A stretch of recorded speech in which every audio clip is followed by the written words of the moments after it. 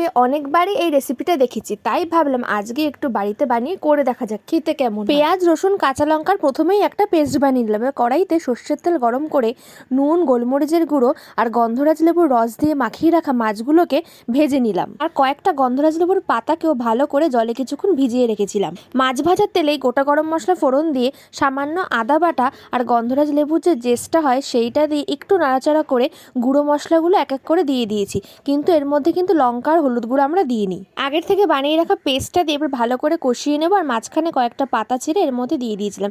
এবার টক দইটাকে ফেটিয়ে এর মধ্যে দিয়ে আরও কিছুক্ষণ কষিয়ে নিতে হবে। এরপর এর মধ্যে দিয়ে দেবো চিড়ে রাখা কাঁচা লঙ্কা, লেবু পাতা আর সামান্য একটু গন্ধরাজ লেবুর জেস্ট।